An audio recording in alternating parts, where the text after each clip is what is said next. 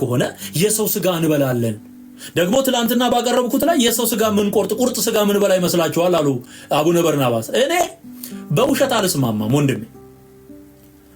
ተለውጦ ትላንት አቅርቤዋለሁ። ይሄ ሪል ፕሬዘንስ ብለው ካቶሊካውያን የሚያምኑት እምነት አለ። ቼንጅ ብለው ደግሞ ኦርቶዶክሳውያን ኢስተርን ኦርቶዶክስ፣ ኦሪየንታል ኦርቶዶክስ የሚያምኑት እምነት አለ። ይለወጣል። ተለውጦ ምን ይሆናል? ፍጹም ስጋ። ተለውጦ ምን ይሆናል? ፍጹም ደም። በሌሎች መጻሕፍቶች ያሳየዋችሁ ሕፃን ሲታረድ በግ ይምጣና የእሳት ሰይፍ ይምጣና እንረድ እያሉ የሚጠሩበት ሂደት አለ። what does it mean? ይሄ እኮ የስጋ በል ጥሪ ነው። አዮ መንፈሳዊነት የጎደለው ነው። የእግዚአብሔርን ቃል መረዳት የተሳነው ሰው የጠነሰሰው ነው። ራሱ ጌታ ኢየሱስ እሱ ነው ይሄ ስጋዬ ነው ካለ በኋላ ይህን ለመታሰቢያ አድርጉ። ሰው አይን ካለው የሚያነብ ከሆነ አይምሮ ካለው የሚያሰላስል ከሆነ የተጠቀሰውን መልሶ ክርስቶስ ምን ብሎታል? ለመታሰቢያ። so purpose ምንድነው? what is the purpose of the holy communion? አንደኛ የክርስቶስን ስቃይና ሞት መከራውን ለማሰብ ነው መታሰቢያ የሚለው። ይሄንን አንደኛ ቆሮንቶስ ምዕራፍ 11 ቁጥር 23 ላይ የተጠቀሰው ለመታሰቢያ አድርጉት የሚለውን ጳውሎስ ፐርፐዝሊ አስቀምጦታል። ይህ ስጋዬ ነው ካለ በኋላ ቀጥሎ ለመታሰቢያ አድርጉት። ኦኬ። በክርስቶስ ሞትና ትንሣኤ ያመኑ ለኔ ሞቶልኛል ብለው ያመኑ የተቀበሉ ሁሉ የሚካፈሉት ራት ነው። ዓላማው ለክርስቶስ መታሰቢያ የምናደርገው። ኢየሱስ እንደ ሞቱ ሙታን በኦርቶዶክስ ውስጥ እንደተለመደው ዝክር አይደለም። ይሄ ዝክር አይደለም። ኢየሱስ ከሞት ተነስቶ አድርጓል። ትላንትና ባቀረብኩላችሁ መረጃ ላይ የጥንት አባቶች ጻፉት ከሚባለው ውስጥ እንግዲህ አግናጢዮስ የሚባለው የጻፈው አንዱ ይሄንን መከራ የተቀበለውና ከሞት የተነሳው ጌታ ኢየሱስ ነው የሚለው። እሱን ለማሰብ የምናደርገው ራት ነው የሚለው። ኦኬ። ጳውሎስም ከጠቀሰው ራሱ ጌታ ኢየሱስም ዓላማው ይህ ለመታሰቢያ አድርጉት ካለ አማናዊ ነው ብሎ መከራከር ምን የሚሉት ነገር ነው አለ ወይ? አማናዊ ስጋ አማናዊ ደም የሚልስ አለ? ባሳየዋችሁ መሰረታዊ ጥቅሶች ውስጥ አለ? ስለዚህ በትክክለኛው መንገድ መጽሐፍ ቅዱስን መረዳት አስፈላጊ ነው ማለት ነው። ሁለተኛው ዓላማ በእኛ ፈንታ ጌታ መሞቱን በድርጊት የመመስከር ነው። የጌታ ራት ምንካፈልበት ሁለተኛ ጉዳይ በድርጊት የድርጊት ምስክርነት ነው።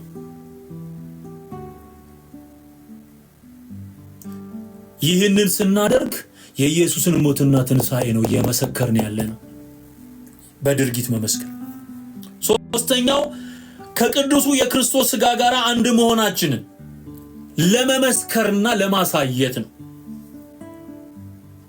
አራተኛው ከዛ ማዕድ የሚሳተፉ አማኞች ሁሉ አንድ አካል መሆናቸውን ለመግለጥ ነው። አንደኛ ቆሮንቶስ ምዕራፍ 10 ቁጥር 16 ላይ ተጻፈ። ከቅዱሱ የክርስቶስ ሥጋ ጋር አንድ መሆናችንን አንደኛ ቆሮንቶስ ምዕራፍ 10 ቁጥር 16 ላይ ለሁለቱ መጠቀም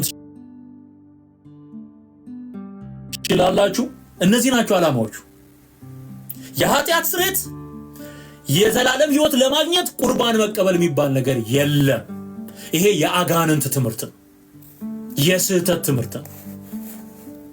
አዮ ኢየሱስ ክርስቶስን አምኖ እንደሚድን መጽሐፍ ቅዱስ በግልጽ እየነገረው በሌላ ነገር ላይ ለማንጠልጠል ሰውን ኢየሱስን ሳይሆን ስርዓት ላይ እንዲንጠለጠል የሚያደርግ አደገኛ አሰራር ነው።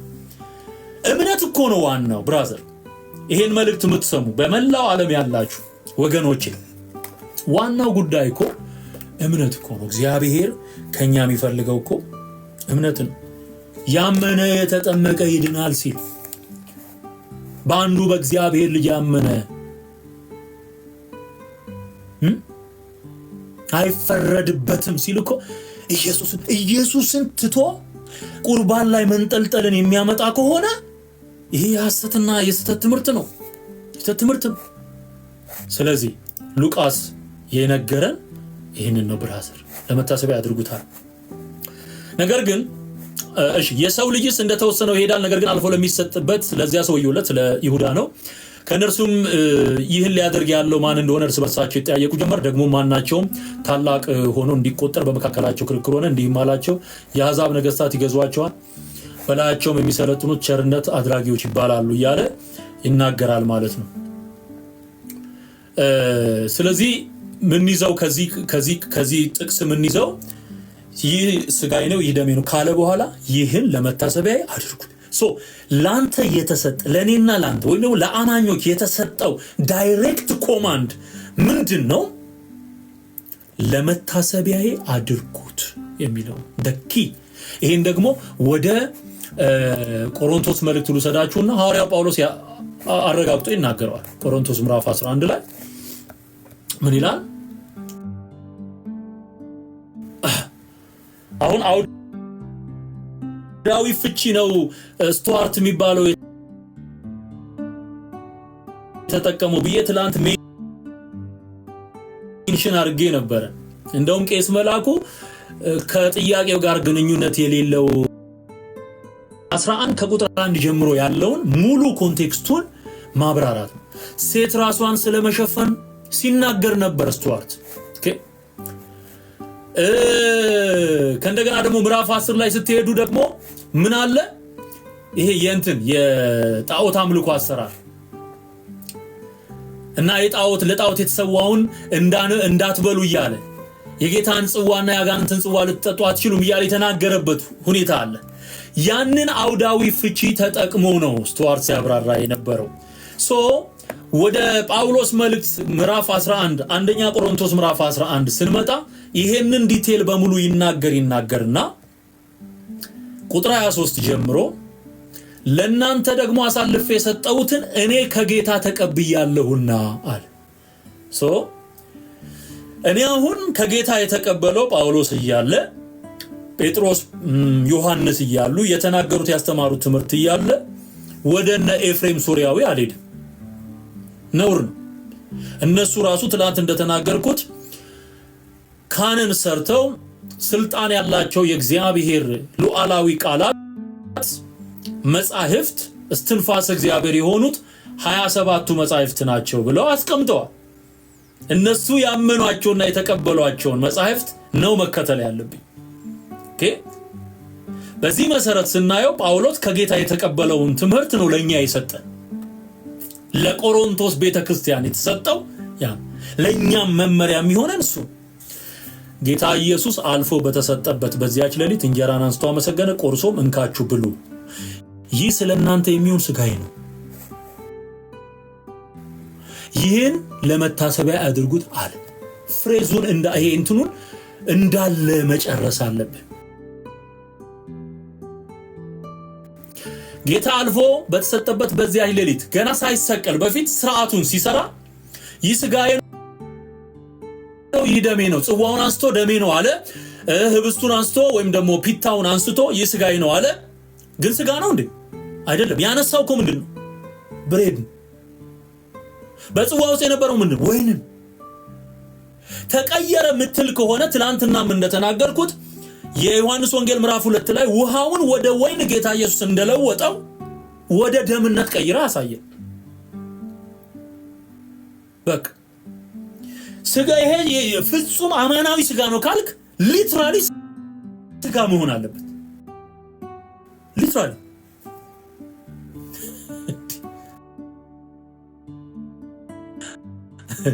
መጽሐፍቱን መቀየር ካልፈለክ ራስህን ቀይር። ይሄ በጣም ጥሩ ምክር። እዛ ያለውን ስርዓት መቀየር ካል ራስን እንደኛ ማለት መቀየር ካልቻልክ ጉዳዩን አንተ ራስህን ቀይረው ውጣ። በቃ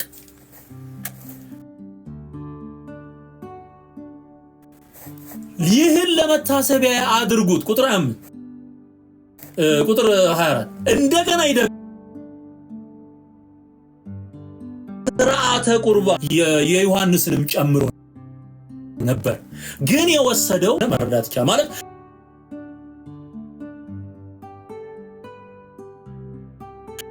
የማቴዎስንና የሉቃስን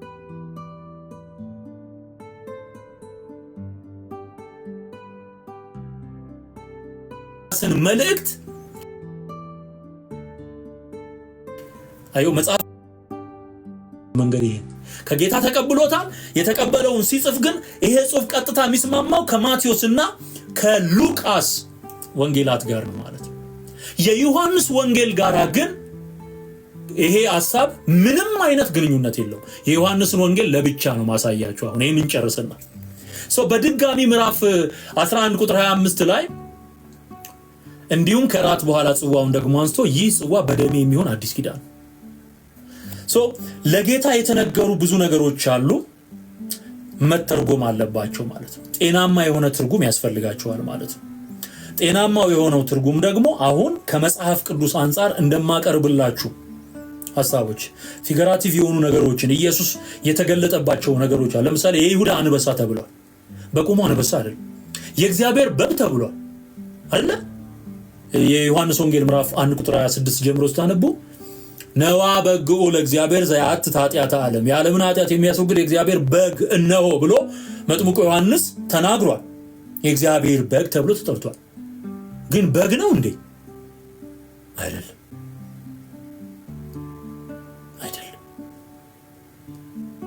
እሱም ስለራሱ የተናገራቸው ነገሮች አሉ። ለምሳሌ የዮሐንስ ወንጌል ምዕራፍ 14 ቁጥር 6 እኔ መንገድና እውነት ሕይወትም ነኝ አለ። አሁን በተለይ አሁን መንገድ የሚለውን ስትመለከት አስፓልት ጋራ የምታገናኘው ነገር አይደለም።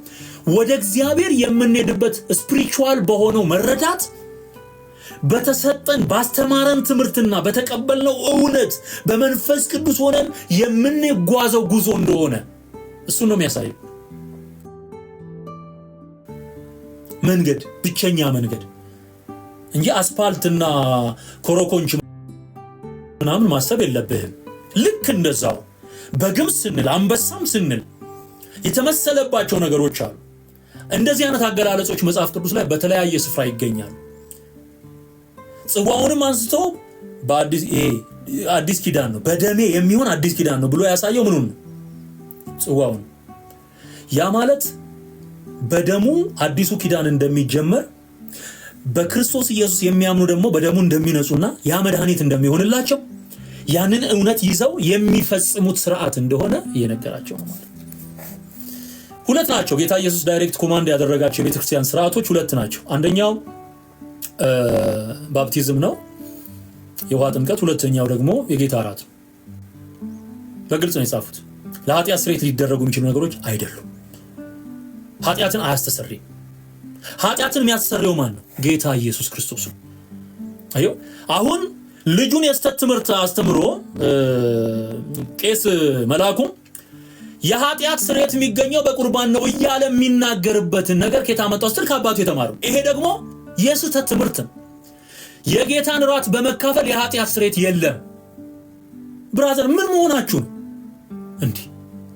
የኃጢአት ስርየት ከኢየሩሳሌም ጀምሮ እስከ አሕዛብ ምድር ድረስ በኢየሱስ ስም ይደረጋል ሲል መጽሐፍ እሱን ኢየሱስ ክርስቶስን ራሱን ያመኑና የተቀበሉ የኃጢአት ስርየት ያገኛሉ አለ እንጂ እሱን መቀበል ከኃጢአት ያነጻሃል አለ እንጂ እሱን ስታምን ደግሞ ይቀድስሃል አለ እንጂ ያ ለአንድ ጊዜ ለሁል ጊዜ በቀራንዮ ላይ የተሰዋው የሕያው እግዚአብሔር ልጅ ኢየሱስ የቆመው ኪዳን የምህረት ኪዳን ስለሆነ ትድናለህ እንጂ ዲያቆኑ ሰርቶ ያመጣው ጨምቆ ያመጣው ወይን ጋግሮ ያመጣው ዳቦ እሱ የኃጢአት ስርየት ሊሆን አይችልም።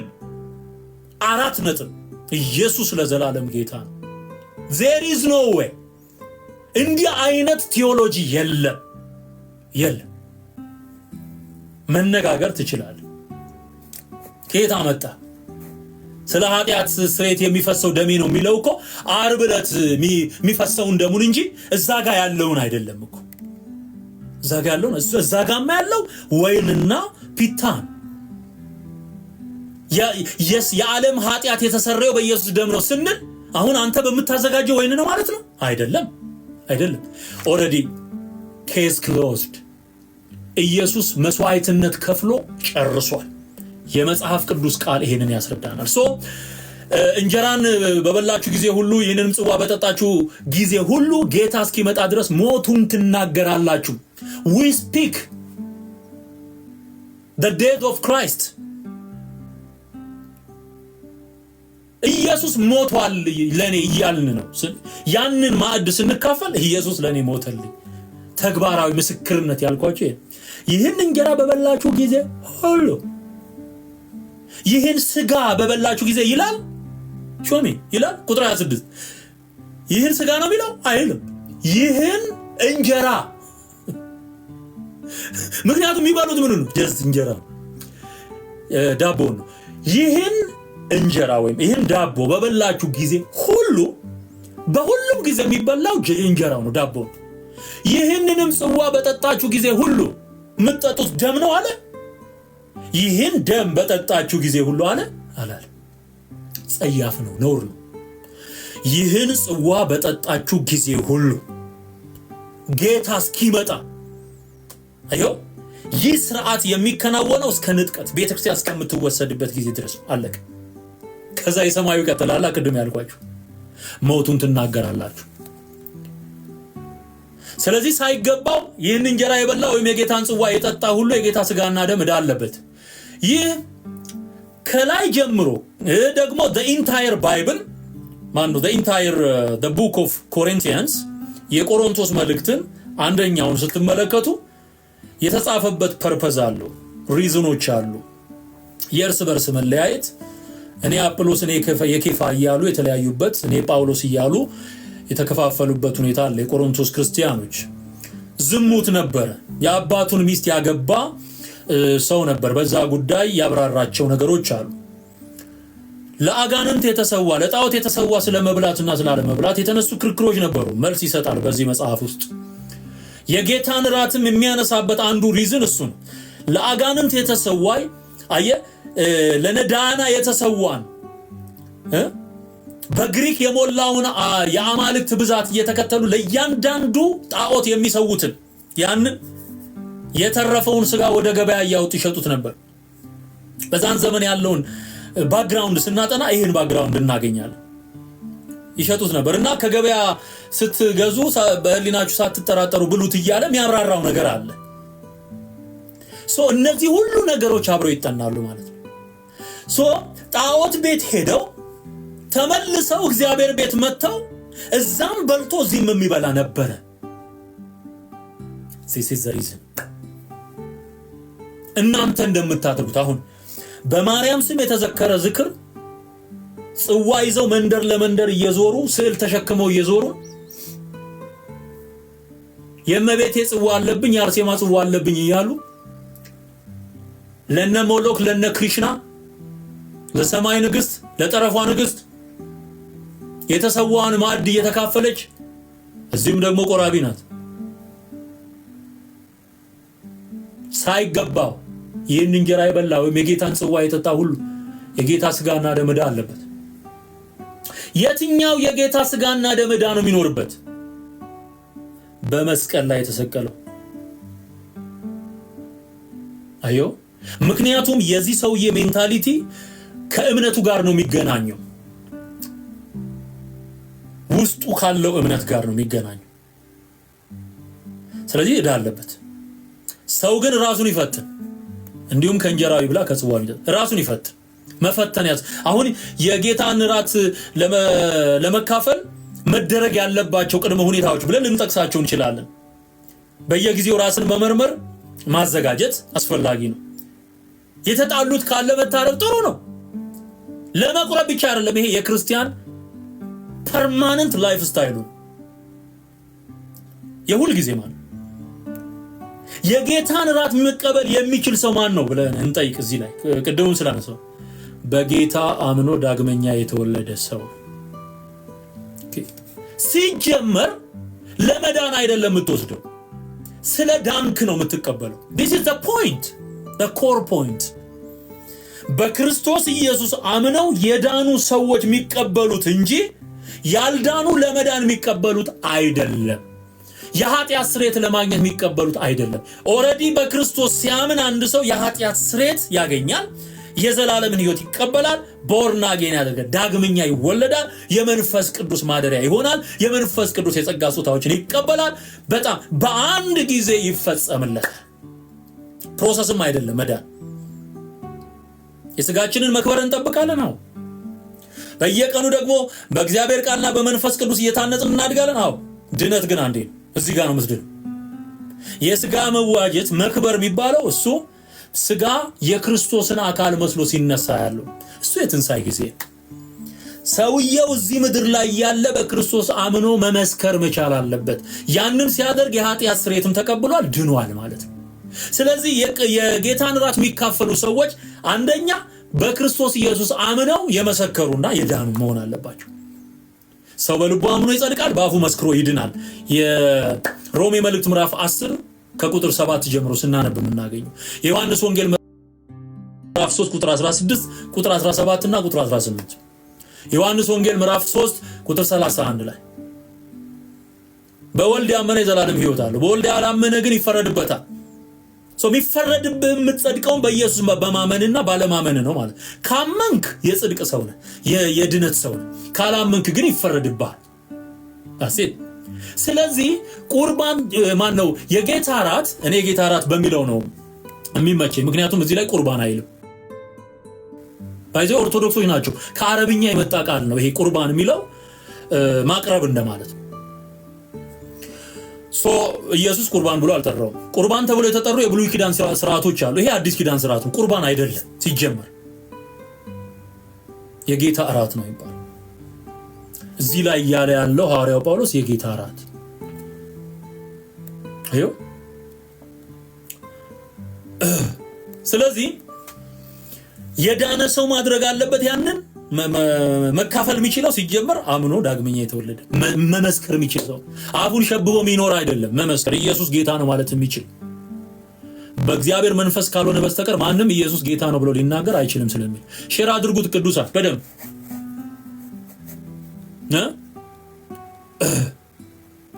ክብር ለኢየሱስ ይሁን። ሃሌሉያ። ስለዚህ ምን መሆን አለበት ነው የሚለው? የዝግጅት ያስፈልገዋል። ሳይገባው ማድረግ የለበትም። እዛም እየመጣ እዚህም እየመጣ ማድረግ የለበትም። ለቆሮንቶስ ክርስቲያኖች የተጻፈ ነው። ስለዚህ በእናንተ ዘንድ የደከሙና ከዛ ሁለተኛውን ይቅርታ ሳይገባው የሚበላና የሚጠጣ የጌታን ስጋ ስለማይለይ ለራሱ ፍርድ ይበላልና ይጠጣል። ሳይለይ አሁን ይሄ ሳይገባው ሲል ጠበቅ ይላል አይደል? የመጀመሪያው ስታነቡት ቁጥር 27 ሳይገባው፣ ሁለተኛውስ ሳይገባው አይለይም። የጌታን ስጋ ስለማይለይ በኖሌጅ አይደለም። ፍርድ ያመጣል። ባይዞ ሳታውቀው የምታደርገው ነገር ፍርድ ያመጣል። አሁን እንደማስተምር የእግዚአብሔር ቃል ላይ እንዳለው አድርገ ከተረዳ ጤናማ ነው። በቃ ጤናማ ነው። እየቀላቀለ ይሄ የማርያም ስጋ እያለ የሚቀበል ይሄ ደግሞ የጌታ ስጋና ደም እያለ የሚዘባርቅ ከሆነ ትላንት እንዳቀረብኩት ሊትራሊ የማርያም ስጋ ነው የሚሉት። እስቲ እንደውም አንድ መረጃ እዚህ ላይ ሳልጨርስ ላምጣላችሁ። ትላንት ያላቀረብኩት እዚህ ዛሬ ይዤ የመጣሁት አንድ ወሳኝ ጉዳይ አለ። የፈሰሰው ደሟ ያድነናል ብለው ኦርቶዶክሳውያን ያመኑት እምነት አለ። ይሄ እንትን ላይ በተለይ ታምረ ማርያም ላይ የቀረበ ነው። የታ አለ?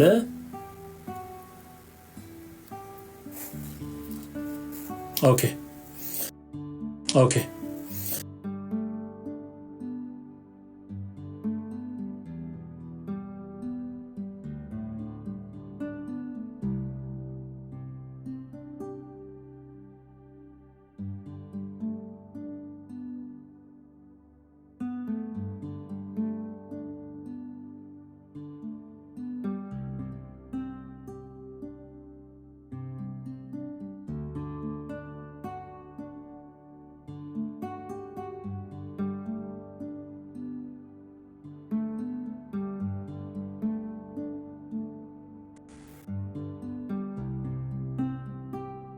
የማን ስትል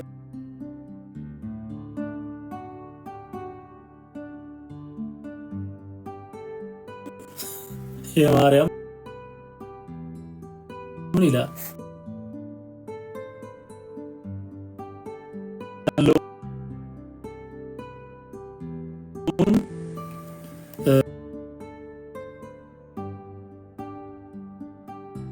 በደንብ ተመልከቱት። ይህችውም እመቤታችን ናት ይላል። ከንጉሥ ልጇ ጎን በፈሰሰ ደሟ እኛን ንጹሃን አድርጋ እንደ ስሟ ትርጓሜ ወደ ልጇ ባሮች አባቶቻችን ፍጹምነት መርታ ታድርሰን በኃጢአት ያደፈውን ታነጻዋለችና ወደ መንግሥተ ሰማያትም ታደርሰዋለች ይላል። ገጽ 48 ነው ታምረ ማርያም። ይሄ የበላዔ ሰብ ታሪክ ከመተረኩ በፊት ያለ ነው። በፈሰሰ ደሟ የሚሉት ማንን ነው? ማርያም ነው። ታምረ ማርያም ይሄን ያነቡታል። ሰው እንዲህ አይነት ከልት ይዞ አሁን የጌታ ስጋና ደም ሲል አያምርበትም። መጀመሪያ አጥሩት። ኢየሱስን የምትወደው ከሆነ ለኢየሱስ ክብር ኑርለት። ብራዘር ጳጳስ ልትሆን ትችላለህ፣ መነኩሴ ልትሆን ትችላለህ፣ ቄስ ልትሆን ትችላለህ፣ ዲያቆን ልትሆን ትችላለህ፣ መርጌታ ልትሆን ትችላለህ። ይሄን መልእክት እንደምትሰሙ አውቃለሁ። ኢየሱስ ክርስቶስ የህይወቴ ቤዛ ነው ብለህ የምታምን ከሆነ ይሄንን ከልት መጀመሪያ አጽዱ። ቤተክርስቲያኒቱ ለክርስቶስ ትገባዋለች። መልሱ። ቤተክርስቲያኒቱ ለኢየሱስ መልሱ። በፈሰሰው ደሞ ወይ መድኃኒዓለም ስንቱን ችለዋል የኔ ጌታ። አንተ እግዚአብሔር በእውነት የስጋ ድካም ሳያንስን ሰው የሚወድቅ የሚነሳ ፍጡር ነው። ስንት ድካም አለበት። በአፉ ሚስት፣ በአይምሮ ሚስት፣ በስጋው ሚስት ነው። የራሱ ወንጀልና ኃጢአት ሳያንሰው ክርስቶስ ላይ እንዲያለ ነውር እያነሱ መለጠፍ። ይሄ እኮ ዕብራውያን 10 ላይ ቅድም የነገርኳችሁ ነው። የጌታን ደም ማክፋፋት ማለት ይሄ እኮ ነው። መንፈስ ቅዱስን መስደብ ማለት ይሄ እኮ ነው። አንድ ደም ምረጥ። you have to choose። የክርስቶስ ኢየሱስን ደም ከሆነ አዳነኝ ብለህ የምትል ከሆነ ይሄንን በሙሉ አስወግዱ። አያምርም። ዓለም ሚዲያ ላይ ወጥቶ እንቧ ከረየው ማለት አሳፋሪ ነው በጣም። ይሄንን አሁን እንትን ተተርጉሞ ይላክላቸው። ለመንገድ አክፋፍታ እንደገለጠችው የፈሰሰው ደም የማርያም ስጋ ቁርባን ሰዓት ላይ የማርያም ስጋ የሚለውን አሳየው ትላንትና። ይሄው እንደዚህም አይነት ደግሞ ጉድ አለ። መጽሐፍ ቅዱስ ግን የሚነግረንን ይሄው ያሳያችሁ። ይሄንን እያሉ መቁረብ ነው ፍርድ፣ ሞት ማለት ታምረ ማርያም ላይ የፈሰሰው ደምሽ እያሉ ቁርባን ይዞ ስጋኪ ንጹሃ እያሉ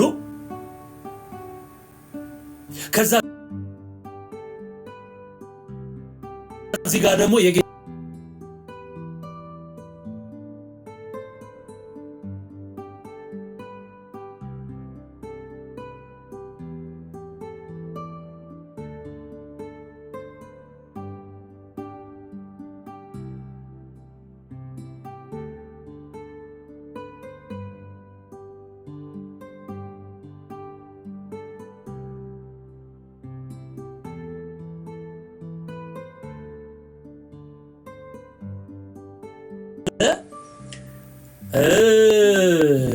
መስተካከል ያለባቸው ሂደቶች እናያለን። እሱን ማረም ተገቢ። ዲስሪስፔክት ማድረግ አይገባም። ጌታ ራሱ ኦርደር ያደረገው ነገር ስለሆነ በጌታ በኢየሱስ ክርስቶስ ትምህርት የምትመራ ቤተክርስቲያን ሪስፔክት ሊኖራት ይገባል። መሬት ላይ የሚያስቀምጡ አሉ። ይሄ አይገባም። እውነት ለመናገር ጠረጴዛ ላይ ነው ጌታ ኢየሱስ ስርዓቱን የሰራው አይደል? በቃ ነጭ ጨርቅ የለበሰ ጠረጴዛ ማድረግ፣ ከዛ በኋላ ሞልቶ ማስቀመጥ። በነገራችን ላይ በጥንት ጽሁፎች ላይ ሳነብ በእነዚህ አሁን የቤተክርስቲያን አባቶች በሚባሉት ጽሁፍ ውስጥ ዲያቆናት ነበሩ የሚያድሉት። ጌታ ምስክሬ፣ ዲያቆናት ናቸው የሚያድሉት። አሁን ቄስ እንደዚህ ብሎ አግሩሶ ምናምን የሚባል ነገር የለም። እነሱ ራሳቸው የፈጠሩት ተረት ነው። በቀደሙ አባቶች ጽሁፍ ሲሉ ነበረ። ሄጄ ሰርች ሳደርግ ዲያቆናት ናቸው ለህዝቡ ለእርሱ ውስጥ የሚቀር ማለት ወደ ሆድህም የማይሄድ ማለት ነው። ሊዋጥ እንኳን የማይችል በጣም ትንሽ ነገር ይሰጡ። እኮ በእውነት ከባድ ነው። የምን ስስት ነው? ከቻላችሁ እንደው ደህና ተለቅ ያለ ዳቦ ማድረግ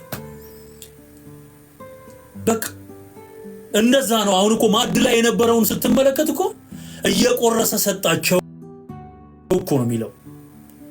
ባይብሊካል ትራዲሽን እንከተል ካለን we have to follow በቃ የክርስቶስን ሂደት ነው የምንከተለው። ቆርሶ ሰጣቸው።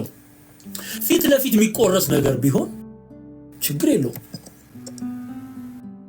እንደውም የሚያምረው እሱ። አሁን እንደዚህ አይነት ነገሮችን ሳይ እኔ እናገራለሁ። በቀላሉ ታሽገው ተዘጋጅተው ከእስራኤል ሀገር እንትን የሚላኩ አሉ። ይሄ ማዕዱን አዘጋጅተው እዛው በትንሽ ብልቃጥ ውስጥ ወይን አድርገው ከዛ ደግሞ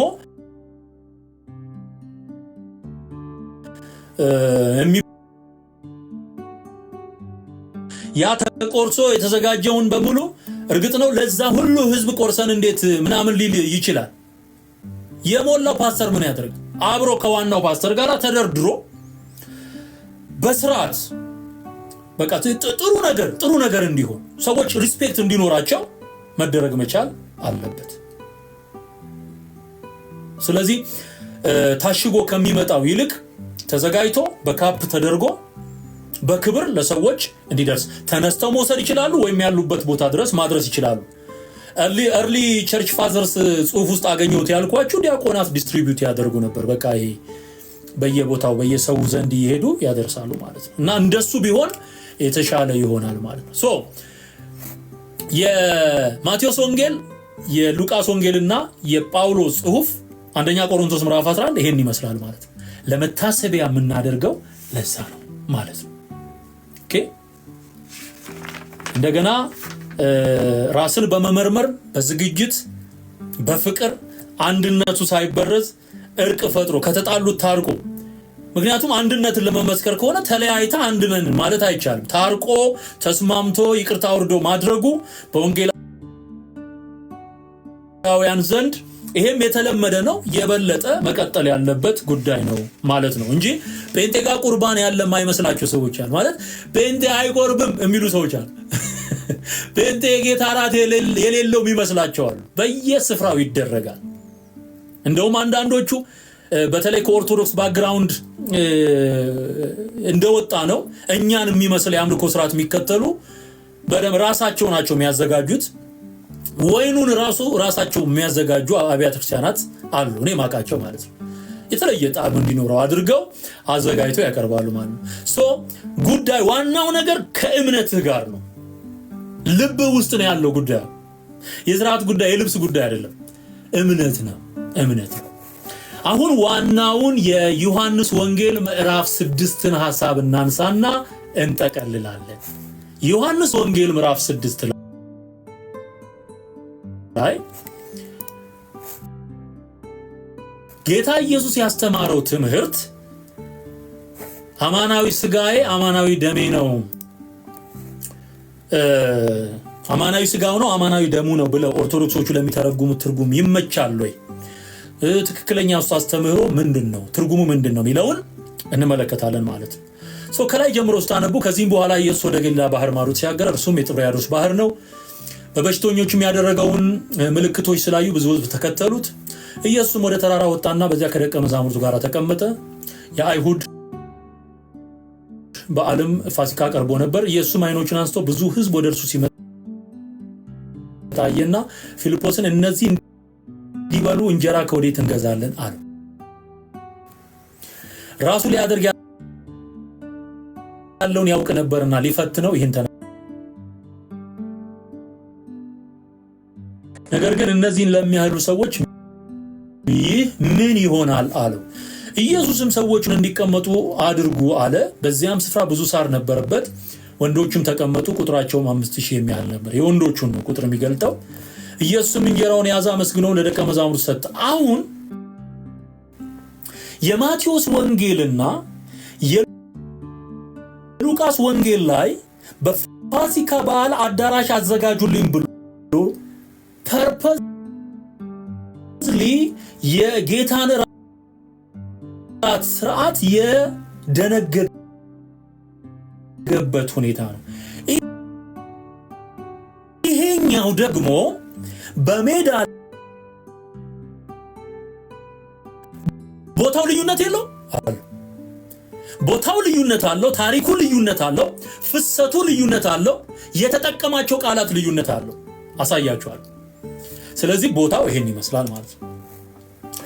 አመስግኖ ስጧቸው እንዲሁም ከአሳው በፈለጉት መጠን አለ። ከጠገቡም በኋላ ደቀ መዛሙርቱን አንድስ እንኳን እንዳይጠፋ የተረፈውን ቁርስራሽ አከማቹ አላቸው። ስለዚህ አከማቹ። ከበሉትም ከአምስቱ የገብስ እንጀራ የተረፈውን ቁርስራሽ 12 መሶብ ሞሉ። ከዚህም የተነሳ ሰዎቹ ኢየሱስ ያደረገውን ምልክት ባዩ ጊዜ ይህ በእውነት ወደ ሲቀርብ አይተው ፈሩ። እርሱ ግን እኔ ነኝ አትፍሩ አላቸው። ስለዚህ በታንኳይቱ ሊቀበሉት ወደዱ። ወዲያውም ታንኳይቱ ወደሚሄድበት መንደር ደረሰች። በነገውም በባህር ማዶ ቆመው የነበሩ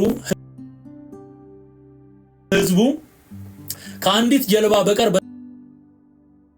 በዚያ ሌላ ጀልባ እንዳልነበረ የደቀ መዛሙርቱ ለብቻቸው እንደሄዱ እንጂ ኢየሱስ ከደቀ መዛሙርቱ ጋር ወደ ታንኳይቱ እንዳልገባ አዩ።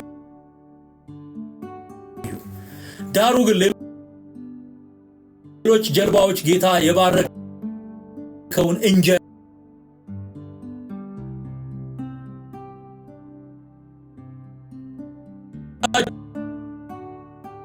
እና ስለጠገባችሁ ነው እንጂ ምልክትን ስላያችሁ አይደለም። አየው፣ የታሪኩ ቁልፍ እዚህ ጋር እንጀራ ሲያበረክትና ሲያበላ ታየዋለህ። ስትወርድ የፈለጉት የመጡት በነጋታ የመጡት ያንኑ እንጀራ የሚፈልጉ ሰው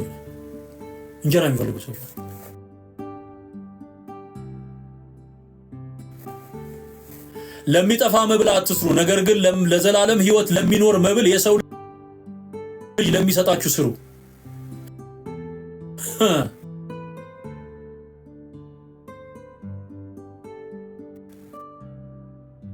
ካካ ይሆናል። ለሚጠፋ መብል አትስሩ።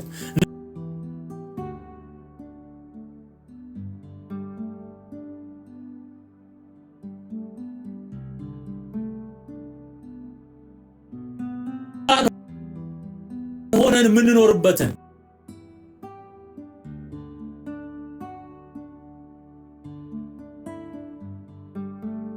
የህይወት ዛፍ የተባለውን የተመገበን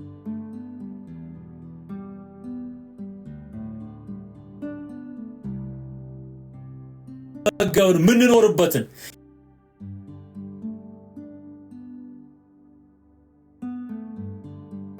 ያንን እድል የሚሰጠን ኢየሱስ ማመናችን።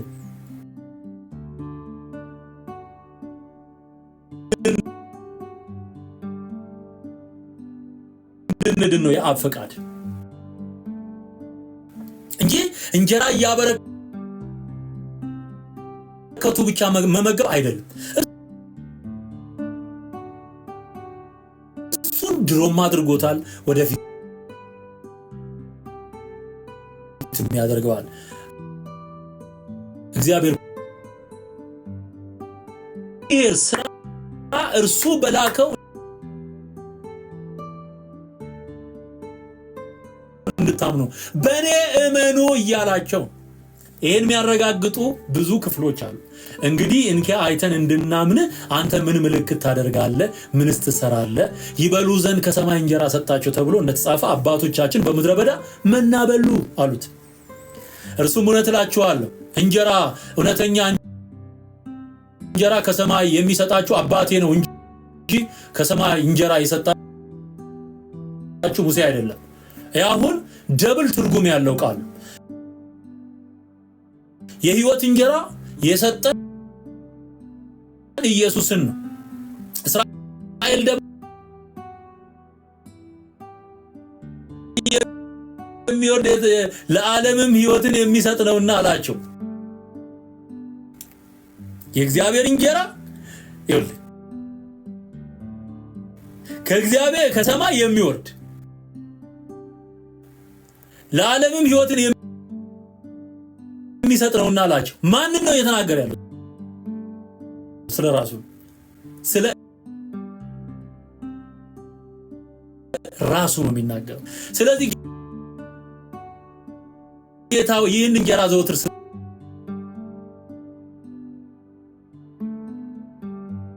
ስጠናሉ። እነዚህ ሰዎች አልገባቸውም። ምን ሁልጊዜ ከቶ አይጠማም። ስፒሪቹዋሊ ፉልፊል ያደረገ ህይወት የሚኖረው ሳቲስፋክሽን ያለው ህይወት፣ እርካታ ያለው ህይወት፣ በመዘለል የሚኖር ተዘልሎ የሚኖር ያለ ስጋት የሚኖረው ኢየሱስ ያለው አይጠማም። መንፈሳዊ ድርቀትና ጥማት ረሃብ አይመታው። ኢየሱስ የህይወት እንጀራ። ስለምን እየተናገረ እንዳለ ተከተሉኝ። ነገር ግን አይታችሁኝ እንዳላመናችሁ አልኳችሁ። አብ የሚሰጠኝ ሁሉ ወደኔ ይመጣል፣ ወደኔም የሚመጣውን ከቶ ወደ ውጭ አላወጣው። ወደኔ የሚመጣ ያለው የሚያምንበትን ነው፣ የሚቆርብ አይደለም። የሚያምንበትን ፈቃዴን ለማድረግ አይደለም እንጂ ላከኝን ፈቃድ ለማድረግ ከሰማይ ወርጃለሁና እኔ የመጣሁት የአባቴን ፈቃድ ለማድረግ ነው እያለ ከሰጠኝም ሁሉ አንድስ እንኳን እንዳላጠፋ በመጨረሻው ቀን እንዳስነሳው እንጂ የላከኝ የአብ ፈቃድ ይህ ነው። የሰጠኝ በእኔ አምኖ የዳነውን አላጠፋው ማለት እስከመጨረሻ አስነሳዋለሁ እንጂ ሰኪውርድ የሆነ ላይፍ እንደሰጠን የማይጠፋ ህይወት እንደሰጠን የምታውቁት በዚህ ነው። ልጅንም አይቶ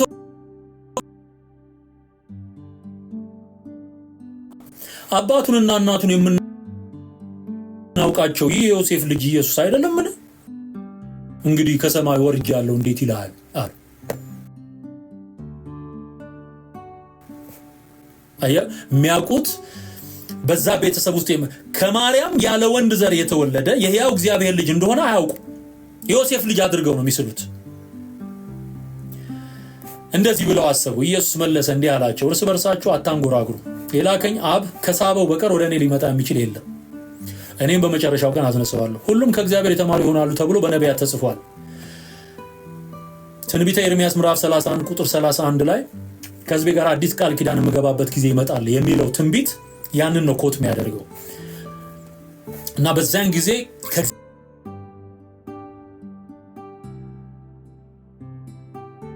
ከእግዚአብሔር የተማሩ ይሆናሉ የሚለው ቃል የሚፈጸምበት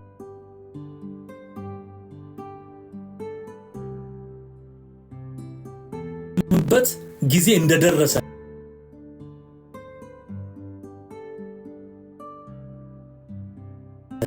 በደሙ የሚሆነው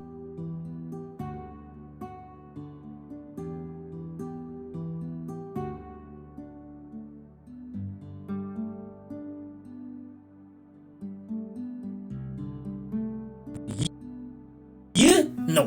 ማንን ነው የሚለው? ራሱን ነው የሚለው። አሁን ዳቦ አስቀምጦ ነው ኖ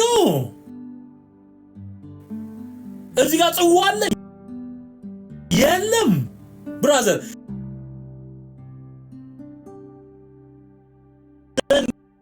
የመጣው ህይወት እንጀራ ነው ይህ ነው ራሱን ነው ስለ ራሱ ነው የሚናገር ይህ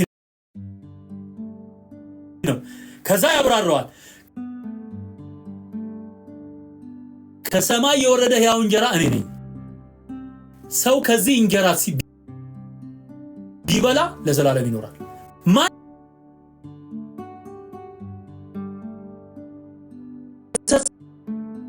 ጻፈውን እግዚአብሔርን ቃል እመን ሺህ ዘመን የተቀመጠ ውሸት ያ ውሸት ነው በትርጉም መልክ አንድም ሁለትም እየተባለ የተተረጎመ ተረት ያው ተረት ነው የተጻፈው ግን ሕያው ነው እግዚአብሔርን ራሱን አሳልፎ መስጠቱን ነው የሚናገረው ከሰማይ የወረደ ሕያው እንጀራ እኔ ነኝ ካለ በኋላ ሰው ከዚህ እንጀራ ቢበላ ለዘላለም ይኖራል ማንን ኢየሱስን ቢመገብ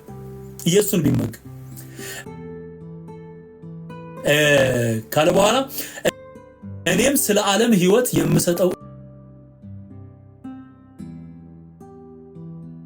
እንጀራ ስጋዬ ነው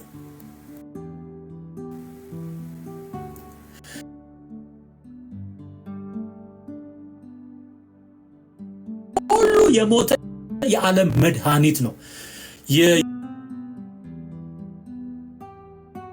ዮሐንስ ወንጌል ምዕራፍ 4 ቁጥር 44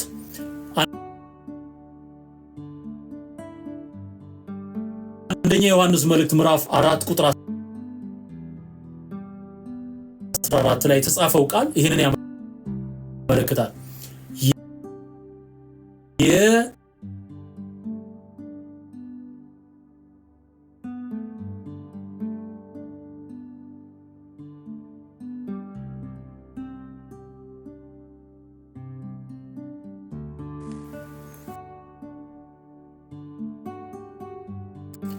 በጣም ብዙ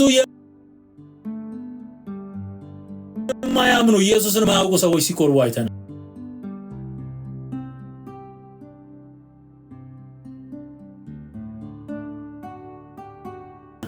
ኦርቶዶክስ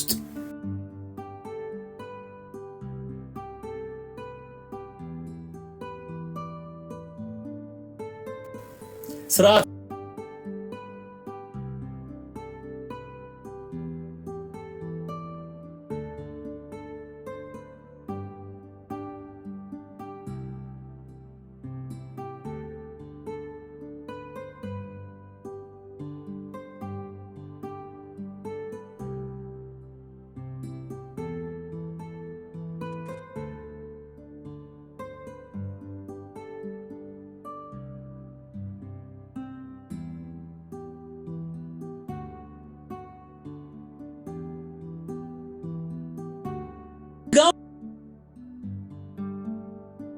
መብላትና መጠጣት ማለት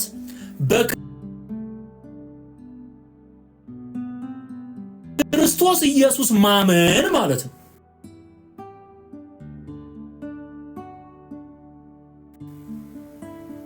እንዴት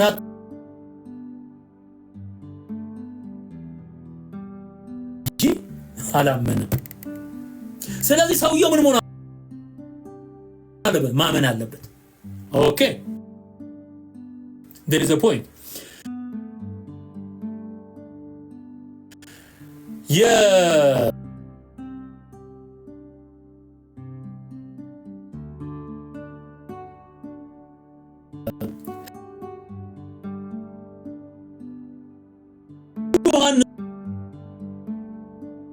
ስም ላይ ስትሄድ I think ሕዝቅኤል ምዕራፍ 3 ላይ ነው ዮሐንስ ራእይ ምዕራፍ 10 ላይ ይመስለኛል ተሳሳት ጥቅሱን የምታውቁ ይህን መጽሐፍ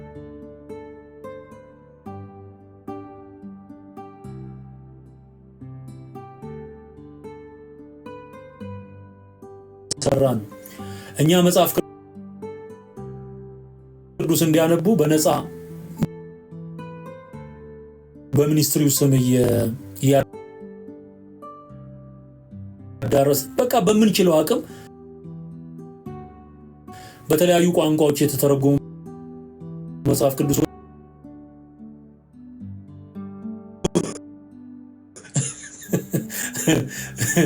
መጽሐፍ ቅዱስ እየወሰደ ይበላል ማለት ነው።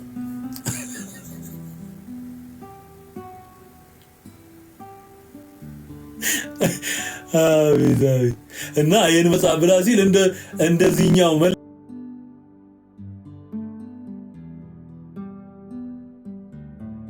ለሰነ የተባለው ዝሙ አይ ባዝሊን ይበላል መጽሐፍ ቅዱስ እኛ መጽሐፍ ቅዱስ ተሳሰታዙ ከስር ጨረሰው እየበላ ከምጭ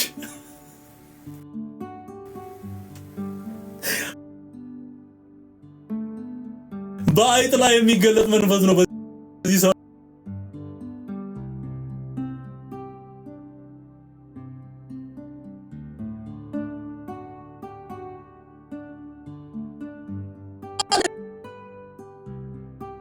ነው ምን ማለት ነው በቁሙ መጽሐፍ በላ ማለት ነው አይደለም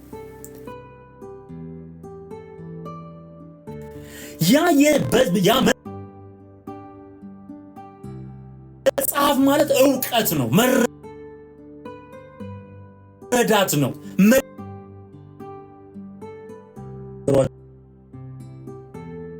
ነገሮች በሙሉ እየተፈጸሙ ያሉ አሉ ትላንትና በክርስቶስ ዘመን የተፈጸሙ አሉ ወደፊት የሚፈጸሙ አሉ ያ ማለት ነው ስለዚህ መጽሐፉ ውስጥ ያለ ፊደል ዕውቀት መረዳት መግባት ወደ ሰውየው ውስጥ ሲገባው ሲረዳው ያንን መጽሐፍ የተዘጋው ሲከፈት ማህተሙ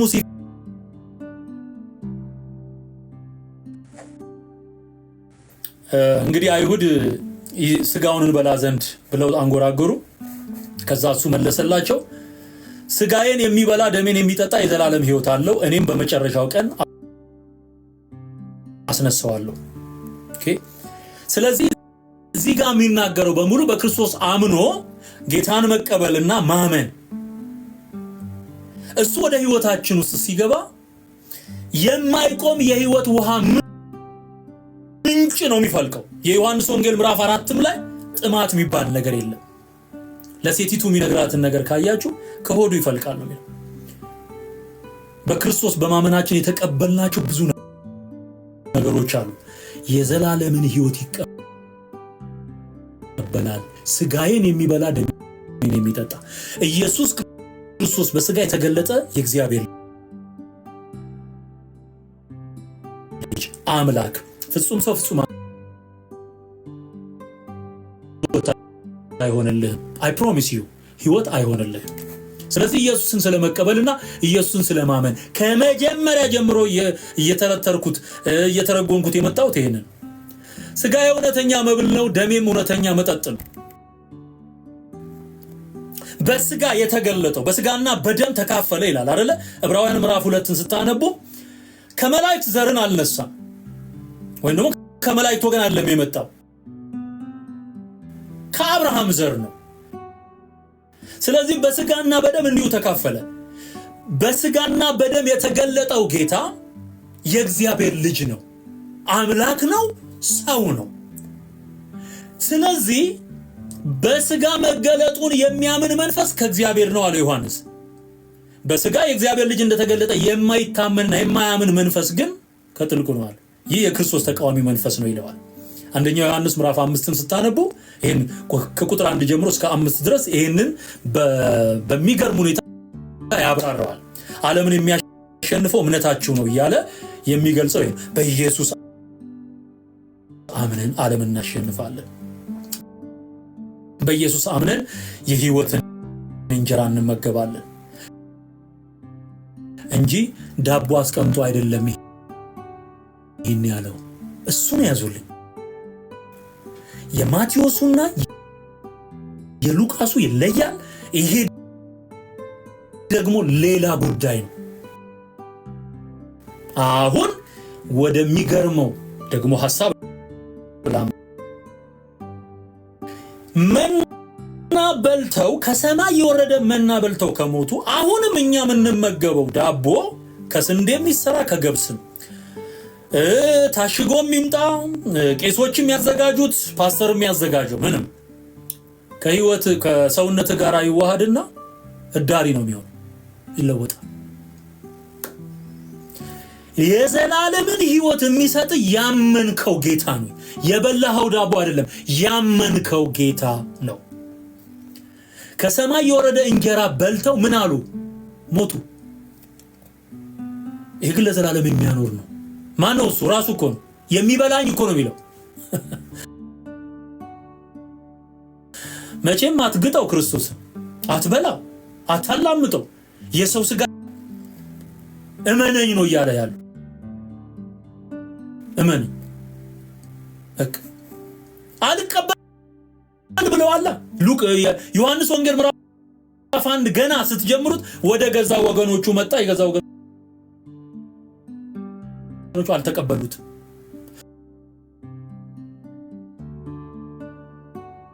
ስለዚህ እንዲቀበሉት ነው የሚነግራቸው። ምዕራፍ 7ን ስታነቡ ቀጥሎ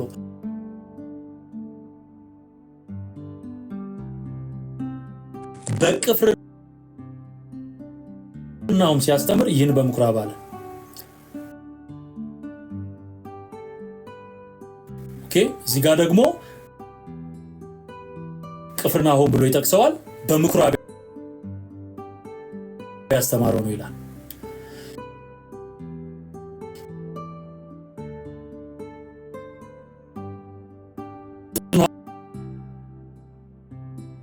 አልኳችሁ ከታሪኩ መነሻ ጀምሮ በጥብርያዶስ ባህር ዳርቻ። አሁን እኛ ሄደናል እዛ ቦታ ላይ። ቤተ አብርሃም ይባላል። በቃ አሳው ምኑ ተዘጋጅቶ ለጉብኝት እስራኤል ሀገር የሄደ ሰው በሙሉ ይመገባል። በነፃ የሚያበሉ ሁሉ ሰዎች አሉ። በቃ ልዩ ነው የሚሰጣችሁ እንትን ደስ የሚያሰኝ መንፈስ ነው። በቃና እዛ ታሪኩ የተጀመረበት ነው። እንጀራ አበርክቶ አበላ። ከዛ በዛው ደግሞ ዘውግ በዛው እንጀራና ማነው 5ቱን ዳቦና 2ቱን አሳ ካበረከተና ካበላቸው በኋላ የመጡትን ሰዎች የተናገራቸው ነገር አለ። እሱን እየተናገረ ይወርድና አሁን ደግሞ ይሄኛውን በቅፍርናሆም ሲያስተምር ይህን በምኩራብ አለ። ኦኬ፣ ከደቀ መዛሙርቱም ብዙዎች በሰሙ ጊዜ የሚያስጨንቅ ንግግር ነው አሉ። ባይዘው የሚያስጨንቅ ንግግር ነው። አዎ፣ የሰው ስጋ እንዴት ይበላል? አስጨናቂ ነው። ትርጉሙን ካላወቀው ትጨነቃለህ። ትርጉሙ ካልገባ ወንድሜ በጣም የሚያስጨንቀው። ከክርስቶስ ጋር ስታገናኘው ነው ልብ የሚያርፈው። ከመጽሐፍ ቅዱስ እውነት ጋር ስትገናኝ ነው ልብ የሚያርፈው። ኢየሱስ ግን ደቀ መዛሙርቱ ስለዚህ እንዳንጎራጎሩ በልቡ አውቆ አላቸው፣ ያሰናክላችኋልን? እንግዲህ የሰው ልጅ አስቀድሞ ወደ ነበረበት ሲወጣ ብታዩ እንዴት ይሆናል? እንዴት ልታምኑ ብሉኝ እያለ ከዛ ደግሞ ተነስቼ ስወጣ ታዩኛላችሁ እያለ ነው። ስለዚህ ከሰማይ በወረደውና ወደ ሰማይ በወጣው በጌታ በኢየሱስ ክርስቶስ እንድናምን የተሰጠ ቃል ነው። ሕይወትን የሚሰጥ መንፈስ ነው። ዋናው ቃል ይሄ ነው። ተመልከቱልኝ፣ ሕይወትን የሚሰጥ መንፈስ ነው። ስጋ ምንም አይጠቅምም። እኔ የነገርኳችሁ ቃል መንፈስ ነው፣ ሕይወትም ነው። this is the key። ሁለተኛው በዚህ ክፍል ውስጥ ስናነብ ልንይዘው የሚገባው ሌላኛው ቃል ይሄ እኔ ነኝ እያለ ሲናገር እመኑብኝ እያለ ሲናገር ነበር። ከዛ ደግሞ አሁን ሕይወትን የሚሰጥ መንፈስ ነው፣ ስጋ ምንም አይጠቅምም። እኔ የነገርኳችሁ ቃል መንፈስ ነው፣ ሕይወት ነው። ስለዚህ እየተናገራቸው ያለው ጉዳይ ስለምንድን ነው? ቃሉን አምነው ኢየሱስን እንዲቀበሉ ነው። ምክንያቱም የነገርኳችሁ ይህ ምነግራችሁ ማስተምራችሁ ቃል መንፈስም ሕይወትም ነው። ካንተ ሕይወት ጋራ የመዋሃድ አቅም ያለው መንፈስም ሕይወትም የሆነው ቃሉ ነው። የተወለድንበት ቃል ነው። ይሄ ዳግመኛ የተወለድንበት ቃል ከማይጠፋ ዘር ከእግዚአብሔር ቃል ተወለዳችሁ ይላል ያዕቆብ ምዕራፍ 1 ላይ ተናገረው ቃል አለ። ጴጥሮስ ምዕራፍ 1 ቁጥር 23 ላይ ተናገረው አለ። በእውነት ቃል አስቦ ወለደን ቢለው ደግሞ እንትን ላይ ያለቃ ያዕቆብ ላይ ያለን ያዕቆብ መልእክት ምዕራፍ 1 ላይ በእውነት ቃል አስቦ ወለደን የተወለድንበት ቃል ነው። መንፈስ እና ሕይወት የሆነ ቃል ከኢየሱስ አንደበት የወጣው ቃል የተገባልን ፕሮሚስ በሙሉ ሕይወት ያለው ነው። ያንን ሰምተን እንድንድን ነው። ስለዚህ ለአይሁድ የሚነግራቸው ለደቀ መዛሙርቱ የሚያብራራላቸው የነገርኳችሁን ቃል ተቀበሉ ነው። ከዛስ ነገር ግን ከናንተ የማያምኑ አሉ። አሁንም እየተናገረ ያለው ስለ እምነት ነው። ኢየሱስ የማያምኑት እነማን እንደሆኑ አሳልፎ የሚሰጠው ማን እንደሆነ ከመጀመሪያ ያውቅ ነበርና ደግሞ ስለዚህ አልኳችሁ ከአብ የተሰጠው ካልሆነ ወደ እኔ ሊመጣ የሚችል የለም። ወደሱ ወደ እኔ መምጣት በእኔ ማመን እያለ ነው የሚናገረው። ከዚህም የተነሳ ከደቀ መዛሙርቱ ብዙዎች ወደ ኋላ ተመለሱ። ወደፊትም ከእርሱ ጋር አልሄዱም። ባካፕ ያደረጉ አሉ። ኢየሱስም ለ12ቱ እናንተ ደግሞ ልትሄዱ ትወዳላችሁን አለ። ስምዖን ጴጥሮስ ገብቶታል። የገባው እውነት አለ። ምን ብሎ መለሰ? ጌታ ሆይ ወደ ማን እንሄዳለን? አንተ የዘላለም ሕይወት ቃል አለ። ሃሌሉያ።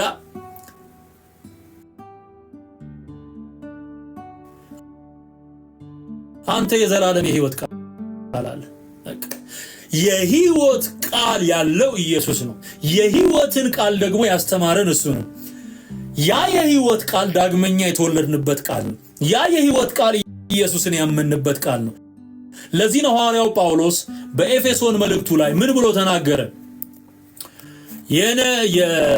የተነገራችሁን የወንጌል ቃል ሰምታችሁ በክርስቶስ አምናችሁ በተስፋው መንፈስ በመንፈስ ቅዱስ ታተማችሁ። ኤፌሶን ምዕራፍ 1 ላይ ከቁጥር 13 ተመልከቱት። እናንተም ደግሞ የእውነትን ቃል ይኸውም የመዳናችሁን ወንጌል ሰምታችሁ ደግሞም በክርስቶስ አምናችሁ ቆርባችሁ አይደለም አምናችሁ በተስፋው መንፈስ በመንፈስ ቅዱስ ታተማችሁ። ስለዚህ ሰው ይሰማል የእውነትን ቃል ጌታ ያስተማረው በክርስቶስ ኢየሱስ ያምናል ይድናል። ሲተስቴክ እንጂ እዚህ ጋር ስለ ቁርባን የሚናገር ነገር የለውም። የዮሐንስ ወንጌል ምዕራፍ 6 ስለ ኢየሱስ ክርስቶስ በኢየሱስ ክርስቶስ አምኖ ስለ መዳን ራሱ ጌታ ያስተማረው ትምህርት ነው። መዝጊያውም ላይ ያሳየዋችሁ ቃል ያንን ነው የሚያሳየው። መዝጊያው ላይ ያሳየዋችሁ ቃል ያንን ነው የሚያሳየው።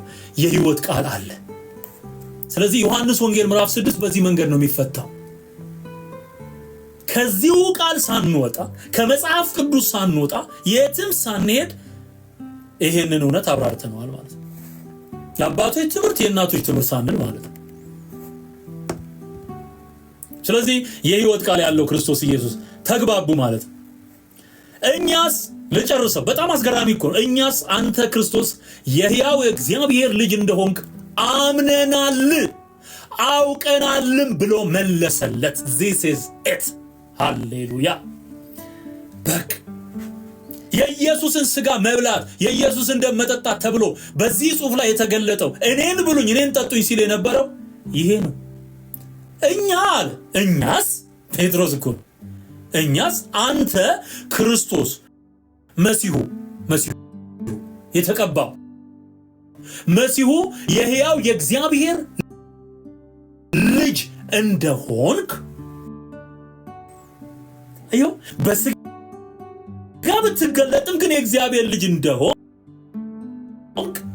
አምነናል። አይሁድስ ማመን ያቃታቸው ምንድነው? ብሉኝ ጠጡ እያለ ያለው ምንድነው?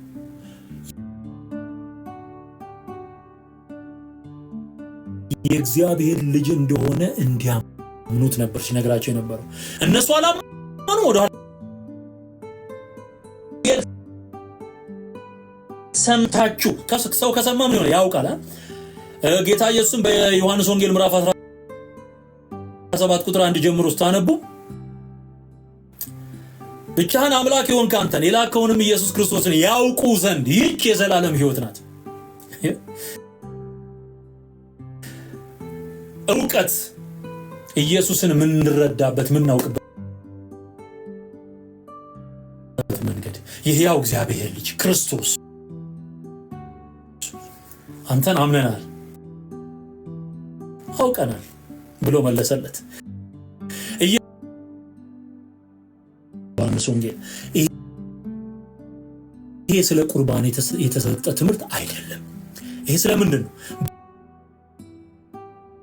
በክርስቶስ አምኖ ስለመዳን ስለ ቁርባን ወይም ደግሞ ስለ ጌታ ራት የተሰጡ ትምህርቶች ያሉት ወይም ቀጥተኛ ጌታ ኮማንድ ያደረገው ዳይሬክት ኮማንድ ያደረገው ክፍል ያለው ማቴዎስ 26 እና ሉቃስ 22 እንደዚሁም ደግሞ በጳውሎስ ጽሑፎች ውስጥ ካየነው መካከል አንዱ የአንደኛ ቆሮንቶስ ምዕራፍ 11 ነው ማለት ነው። ይሄን ይመስላል ትምህርቱ ይሄ። ስለዚህ በቁርባን ይዳናሉ ወይ? አይዳኑ።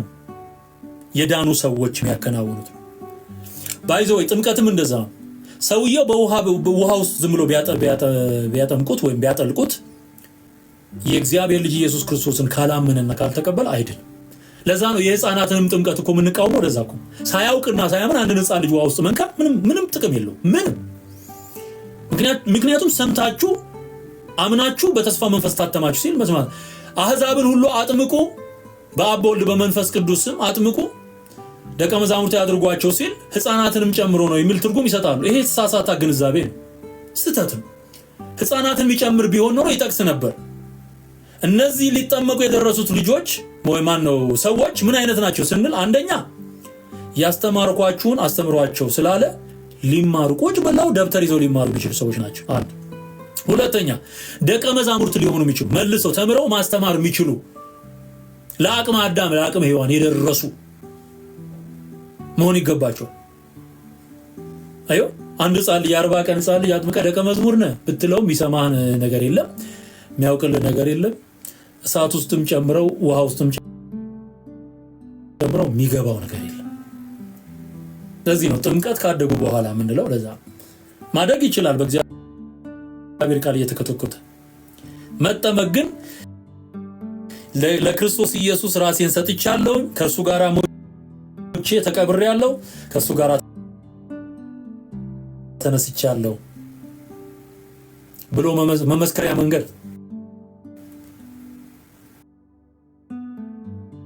ስለዚህ ሳያምን ቢጠመቅ አይድንም፣ ዋና ነው የሚሆነው ማለት ነው።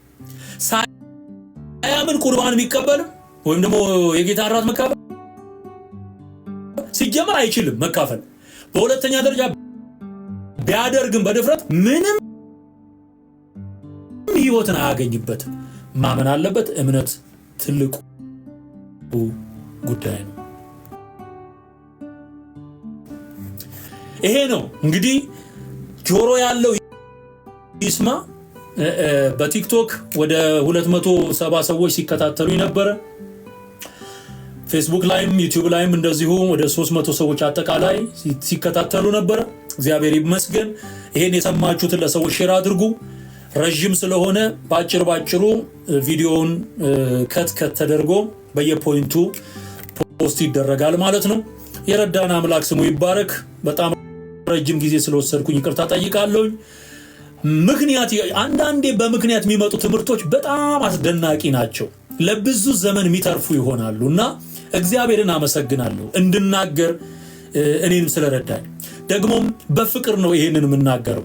አንደኛ በስተት ጎዳና ያሉ በኦርቶዶክስ ውስጥ በቄስነት በድቁና በሌላም ስልጣን የሚያገለግሉ ሰዎች ወደ ክርስቶስ እውነት እንዲመጡ ፈልጋለሁ።